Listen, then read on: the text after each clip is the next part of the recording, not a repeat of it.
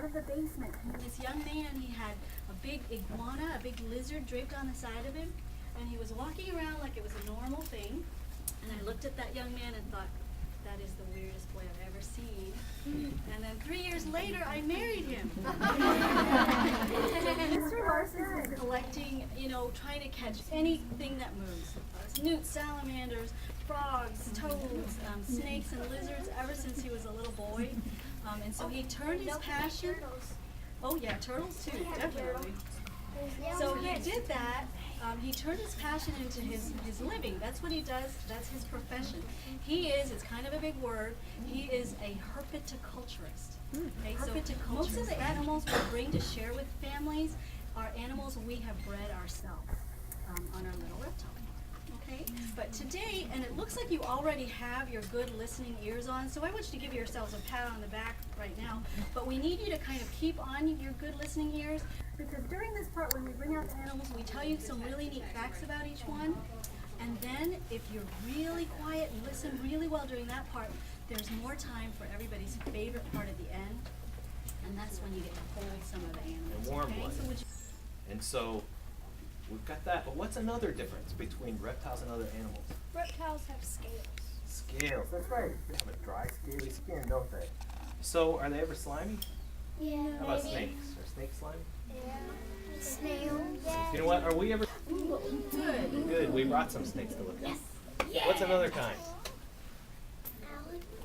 Alligators. Good. Alligators and crocodiles. Who wants to see those today?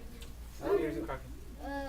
Sorry, we don't have any of those. We're not allowed to get those in Virginia. Lizards and turtles. Okay. What's the other one? Lizards and turtles. Lizards and turtles are the other two. That's right. Who wants to see some lizards and turtles today? Ooh. Good. Lizards are my favorite, so you're definitely. I gonna like see the some one of that those. goes like They're toads. You said toads. That's right. These are toads. You can tell they're not frogs because frogs are slimy and they have this slime on their skin so they don't dry up. And frogs live in water. Toads are dry. They live on land and near water. And then see the little bumps on them too? Those are toads. And later you're going to be able to feed some mealworms to these toads, and they are good eaters. Oh, we're bringing out. I have to bring one away for a potty break for a minute. That sometimes happens. So let me show you this first guy. Has anyone seen one? You have? Anyone know what it is? It is a lizard. Me and my brother collect them. Right now, it's a reptile, so it's not a salamander, right? Salamander's an amphibian.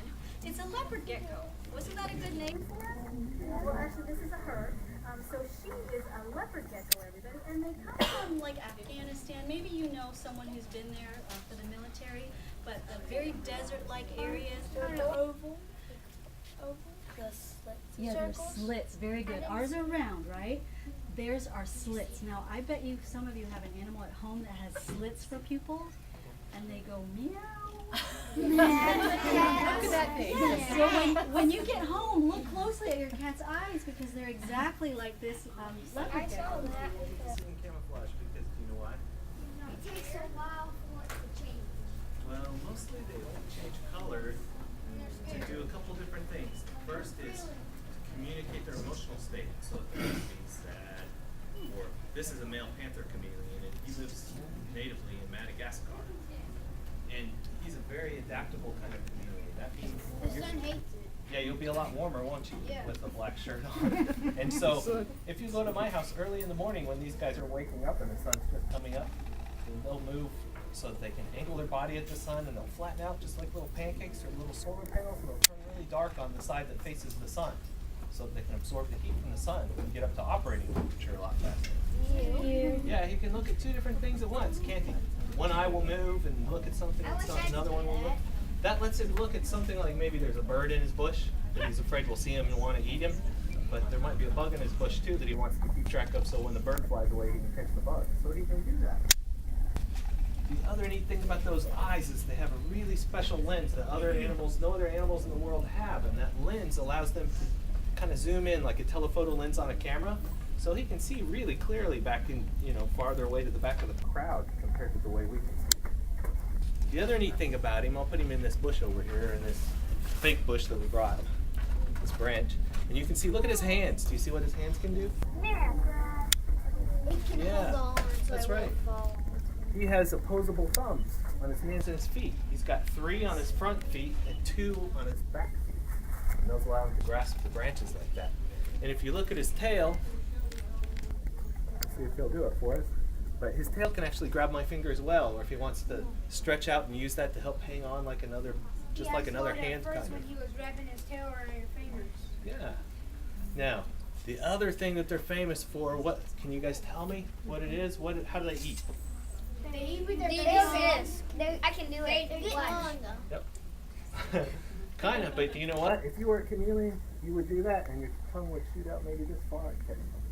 He can shoot his tongue out that far if he wants to try to catch. Well, you know, the reason is if you go to a pet shop, most often they're going to have bearded dragons. And of all the reptiles we sell, we mostly sell bearded dragons. And can you tell why? Are they trying to run away from me? No. Are they trying to bite me? They are born tame, and that's their personality. Yeah, they like to sit there. They'll watch TV with us.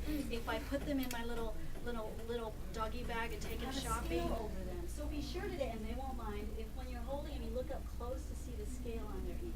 Okay? And you know when you go swimming, do you ever get water in your ears? Yeah. You have to do that, right? Well, the scale, of course, keeps out You flies. back to the table with me? You have special permission to come back Yep. behind the table. And I'll give you a couple of those. And if you'll throw them out there in between those lizards from back here, If so you the kids in front can see. Yeah, if you throw it right here, then they'll run and try to get it. Okay. Beat 'em. And we'll see if those guys are ready for some lunch. Oh, they're good.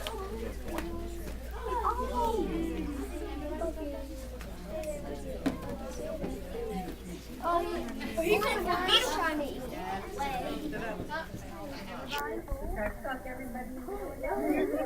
All right, good job. Okay, And go we ahead. have one more. If anybody wants to come and just surround the table, you're welcome to do that, and then we can pick one more. You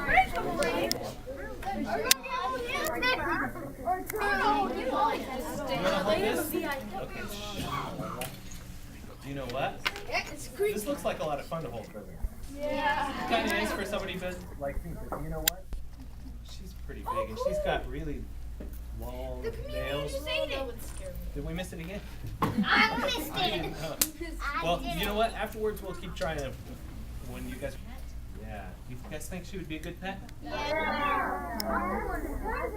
You know, we will say that iguanas are only good pets if you tame them, okay?